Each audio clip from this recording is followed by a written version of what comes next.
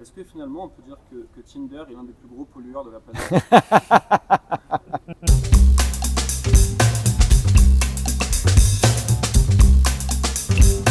Cette donnée marrante dans votre BD, Jean-Marc, comme quoi une séparation augmente de 60% la consommation d'énergie par ex-conjoint, puisque c'est le doublement des appartements et de tous les appareils électroménagers.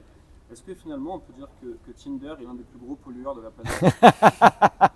Est-ce que les ruptures arrivent parce qu'on est tenté ou est-ce que les ruptures arrivent parce que ça va pas bien? C'est sûr que les ruptures arrivent quand la possibilité matérielle de la rupture est là. Donc dans l'ancien temps, quand la possibilité matérielle de doubler les logements à la demande n'était pas là, les gens ils se quittaient pas, donc ils se tapaient dessus, c'était pas nécessairement plus drôle. Et de fait aujourd'hui, les séparations vont avec la possibilité matérielle de se séparer, c'est-à-dire la multiplication des surfaces d'appartements. Et du reste, c'est une des raisons de la crise du logement, les séparations, la décohabitation. La question était amusante, donc évidemment que c'est une anecdote. Par contre, que dans un monde plus restreint en énergie, la possibilité matérielle de se séparer devienne plus difficile, et ça va se traduire notamment par le fait que les revenus réels baissent. En fait, les gens pourront plus économiquement le faire.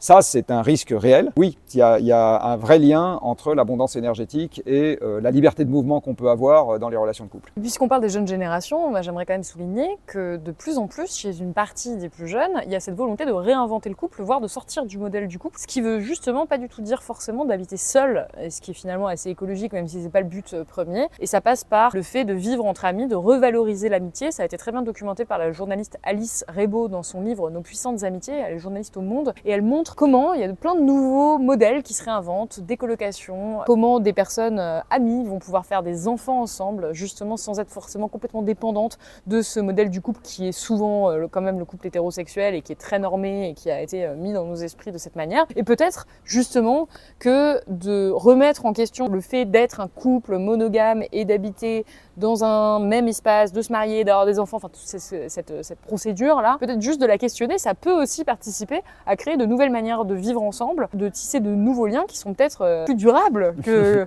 ce couple qui explose dans plein d'endroits.